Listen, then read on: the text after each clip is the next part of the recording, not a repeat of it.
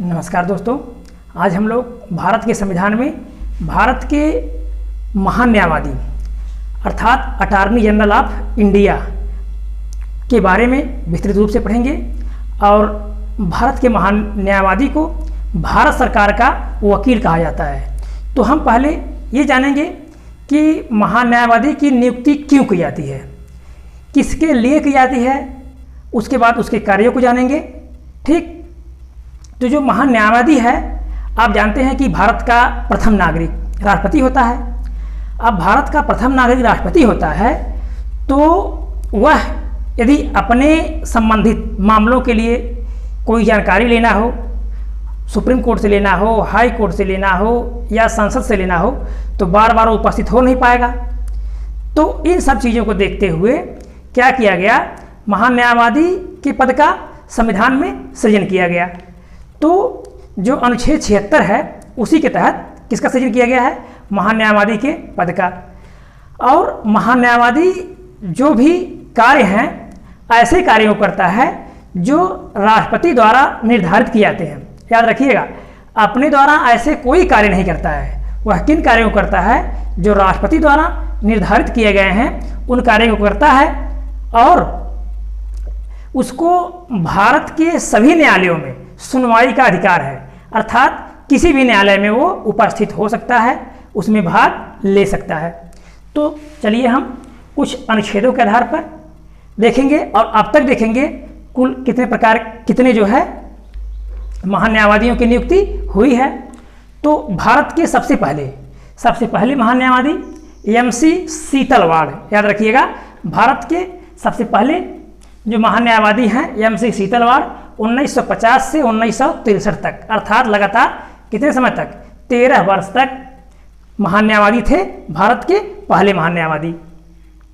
CK दफ्तरी 1963 से 1968 तक, निरेंडे 1968 से 1977 तक, CV गुप्ता 1977 से 1979 तक, यलयन सिन्हा 1979 से 1983 तक, के पारासरन 1983 से 1989, सोली सोराबजी 1989 से 1990, जी रामास्वामी 1990 से 1992, मिलन के बनर्जी 1992 से 1996, अशोक देसाई 1996 से 1998, सोली सोराबजी, याद रखिएगा, देखिए सोली सोराबजी यहाँ भी हैं, सोली सोराबजी यहाँ भी हैं, 1998 से 2004, मिलन के बनर्जी 2004 से 2009, और आप यहाँ देख रहे हैं मिलन के बनर्जी यहाँ भी और यहाँ भी, तो 2004 से 2009, फिर GE वाहनवती 2009 से 2014, फिर के वेणुगोपाल 2014 से 2017। वर्तमान समय में भारत के महान न्यायवादी के वेणुगोपाल 2017 में बनाए गए हैं, 2017 से अब तक हैं। अब हम देखेंगे अनुच्छेदों में क्या क्या प्रक्रियाएं महान न्यायवादी के लिए की गई हैं, किन आधारों पर इनकी नियुक्ति की जाती है। तो अनुच्छेद 76 के तहत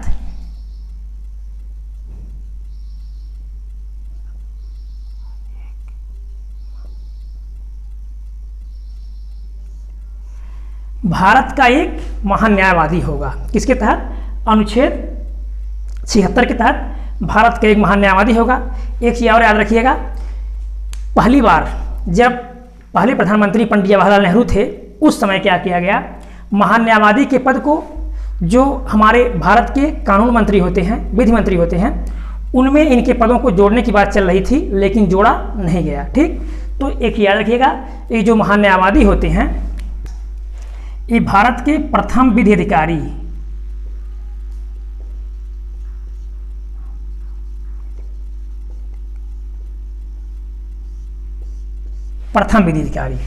महान न्यायवादी भारत के प्रथम विधि अधिकारी होते हैं। तो अनुच्छेद 76 के तहत महान न्यायवादी होगा और ये भारत का प्रथम विधि अधिकारी होता है जो राष्ट्रपति द्वारा बताए गए कार्यों को करता है, अर्थात अलग से कुछ नहीं करता, किसी भी व्यक्ति की पैरवी अपने मर्जी से नहीं कर सकता, अर्थात उन्हीं कार्यों को करता है जो कार्य से सौंपे गए हैं।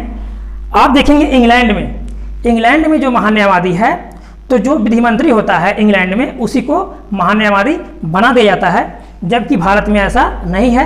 विधि मंत्री अलग हैं और महान्यायवादी अलग हैं। और एक चीज़ याद रखिएगा, जो महान्यायवादी हैं ये निजी प्रैक्टिस कर सकते हैं, क्योंकि ये सरकारी कर्मी नहीं होते, न ही सरकार के पूर्णकालिक।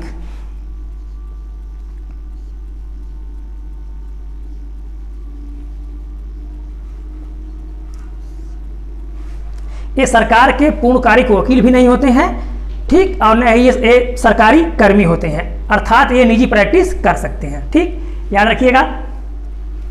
अनुच्छेद 88 है विशेषाधिकार। क्या दिया गया है? विशेषाधिकार दिया गया है किसको? महान्यायवादी को, कि वह संसद की चाहे किसी समिति की कार्यवाही चल रही हो या कोई भी कार्रवाई चल रही हो, उसमें ये भाग ले सकता है, उपस्थित हो सकता है, अपने वक्तव्यों को, अपने विचारों को प्रकट कर सकता है। लेकिन एक चीज याद रखिएगा,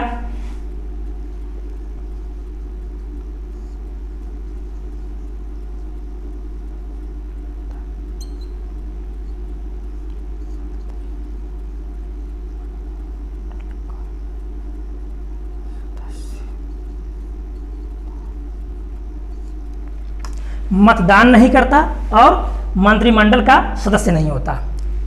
तो महान्यायवादी के बारे में इन दो चीज़ों को विशेष ध्यान दीजिएगा कि महान्यायवादी है, भारत का प्रथम विधि अधिकारी है, लेकिन कौन से कार्य आप देखेंगे कि ये मंत्रिमंडल का सदस्य नहीं है, तो मंत्रिमंडल का सदस्य नहीं है। दूसरी चीज़ ये मतदान नहीं कर सकता, लेकिन भारत के किसी भी न्यायालय में जब चाहे तब उसको विशेष अधिकार दिया गया है कि वह उपस्थित हो सकता है, अपने वक्तव्यों को कह सकता है। तो विशेष रूप से संसद के प्रति अनुच्छेद 88 के अनुसार विशेषाधिकार दिए गए हैं किसी भी समिति की कार्यवाही में, क्योंकि हमारे संसद में बहुत सी समितियां बनी हुई हैं, जो हमारे सांसद सदस्य हैं उनके द्वारा समितियां बनाई गई हैं, जो अलग अलग कार्य, अलग अलग विभाग सौंपे गए हैं। तो किसी भी समिति में बैठक में ये उपस्थित हो सकता है और अपने विचारों को कह सकता है। ठीक, यानी कोई रोक छेक इसको नहीं है। इस प्रकार से आप समझ सकते हैं। अब हम देखेंगे इसकी योग्यताएं। तो योग्यताएं क्या है? अनुच्छेद 124 के तहत भारत के लिए उच्चतम न्यायालय होगा। ठीक, क्या होगा?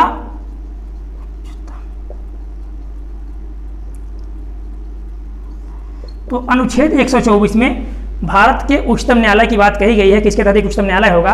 और 124(3) के तहत 124(3) के तहत उच्चतम न्यायालय के न्यायाधीशों की योग्यताएं दी गई हैं। वो योग्यताएं क्या हैं?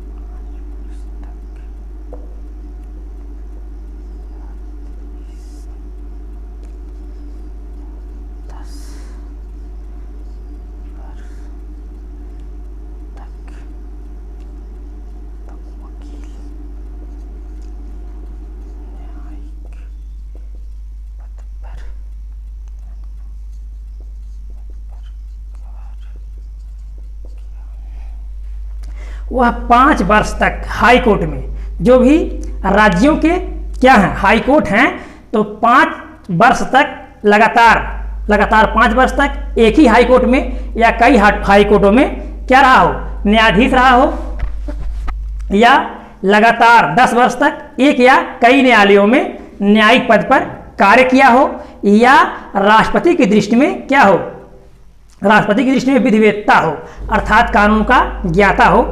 ऐसे व्यक्ति को क्या कर दिया जाता है? उच्चतम न्यायालय का न्यायाधीश बना दिया जाता है। तो वह योग्यता किसके अंतर्गत होना चाहिए? महान्यायवादी के अंतर्गत वह योग्यता होनी चाहिए। दूसरी चीज, जो महान्यायवादी की नियुक्ति होती है राष्ट्रपति करता है, लेकिन प्रधानमंत्री की सलाह पर, याद रखिएगा।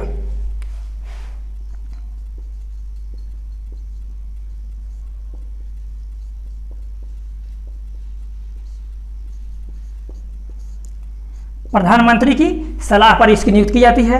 और यदि मंत्रिमंडल या किसी भी कारणवश त्यागपत्र हो जाता है, किसका? प्रधानमंत्री का या मंत्रिपरिषद का त्यागपत्र हो जाता है, तो आप जानते हैं कि यदि एक मंत्री की परिषद अविश्वास प्रस्ताव लाया जाता है तो पूरे मंत्रिमंडल को त्यागपत्र देना होता है। तो यदि किसी भी मंत्री के प्रति अविश्वास प्रस्ताव लाया गया या किसी भी कारणवश मंत्रिमंडल ने अपने पद से त्यागपत्र दे दिया तो महान्यायवादी को भी क्या कर दिया जाता है, हटा दिया जाता है या इसका पद समाप्त मान लिया जाता है या राष्ट्रपति इसके कार्यों को समाप्त कर सकता है। ठीक, ऐसा क्यों? क्योंकि मंत्रिपरिषद की सलाह पर ही महान्यायवादी की नियुक्ति कौन करता है, राष्ट्रपति करता है। इसलिए मंत्रिपरिषद न होने पर क्या कर दिया जाता है, इसे हटा दिया जाता है। ठीक, अब आप समझ गए होंगे कि इसका कोई अस्थायी कार्य नहीं है, अस्थायी समय नहीं है, राष्ट्रपति जब चाहे तब भी हटा सकता है। और दूसरी चीज, मंत्रिमंडल के त्यागपत्र पर भी क्या हो जाता है, इसका पद को समाप्त कर दिया जाता है। तो आप योग्यता समझ गए होंगे, 124(3) के तहत इसकी योग्यताएं बताई गई हैं। अब कार्य, इसके कार्य वो हैं जो राष्ट्रपति द्वारा निर्धारित किए गए हैं। ठीक, तो राष्ट्रपति द्वारा निर्धारित किए गए कर्तव्यों का निर्वहन करता है। दूसरी चीज, ये हमने इसके पहले बताया कि संसद की कार्यवाहियों में भाग ले सकता है, भारत के किसी भी न्यायालय में इसे उपस्थित होने का अधिकार है, अपने विचारों को व्यक्त करने का अधिकार है, लेकिन संसद में मतदान का अधिकार नहीं है। याद रखिएगा, संसद में मतदान नहीं कर सकता, मतदान नहीं कर सकता। अब देखेंगे वेतन क्या मिलते हैं इसे।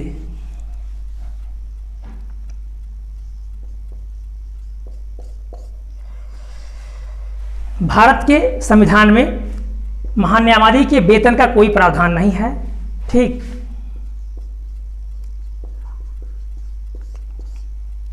राष्ट्रपति जो निर्धारित करते हैं वही वेतन इसे दिया जाता है।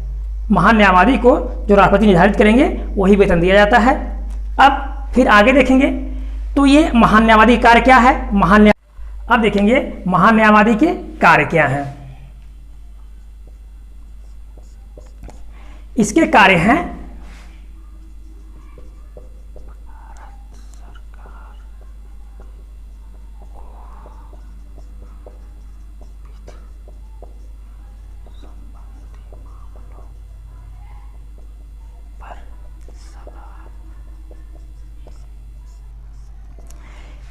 हैं भारत सरकार को विधि संबंधी मामलों पर सलाह देना। ठीक, तो इसका एक मुख्य कार्य क्या है, भारत सरकार को विधि संबंधी मामलों पर सलाह देना।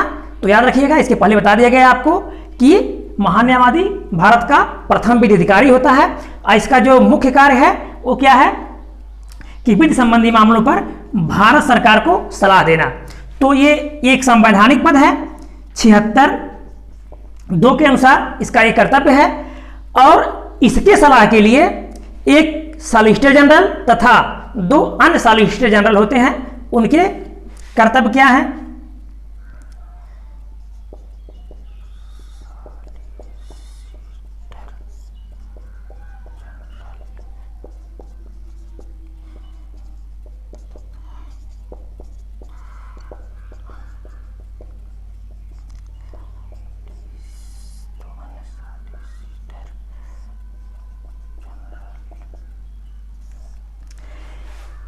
तो ये जो महान्यायवादी हैं इनको सलाह देने के लिए एक सॉलिसिटर जनरल होता है और इस सॉलिसिटर जनरल को सलाह देने के लिए 2 अन्य सॉलिसिटर जनरल होते हैं। याद रखिएगा।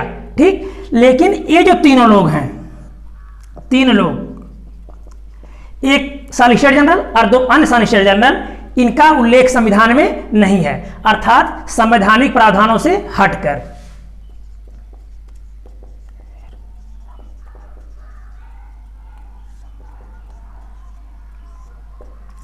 इनका जो प्रावधान किया गया है वो गैर संवैधानिक किया गया है, अर्थात ये सरकार के क्या है, सरकार के अपने विचार अपने राय से जो है इनके पदों का सृजन किया गया है। ऐसा इसलिए किया गया कि मान लीजिए भारत सरकार, पूरे भारत की बात होती है, संपूर्ण भारत को सलाह देना होता है। ऐसी दशा में यदि कोई मामला आता है तो पर्सनल व्यक्ति अर्थात एक ही व्यक्ति है तो एक व्यक्ति के विचार और 2-3 लोगों के विचार अलग अलग हो सकते हैं। इसलिए क्या किया गया, इनको एक मुख्य बनाया गया कि ये जो हैं किसको सलाह देंगे, महान्यायवादी को सलाह देंगे। लेकिन अगर ये बताने में असमर्थ हैं, उन सलाहों को देने में असमर्थ हैं, तो ये क्या करते हैं, जो अन्य 2 लोग होते हैं उनसे परामर्श ले लेते हैं और इन तीनों के परामर्श एक हो जाते हैं। उसके बाद क्या करते हैं, ये महान्यायवादी को परामर्श देते हैं और महान्यायवादी भारत सरकार को विधि संबंधी मामलों पर परामर्श देता है। ठीक, तो याद रखिएगा ये हमारे मुख्य कार्य हैं। वेतन हो गया इनका।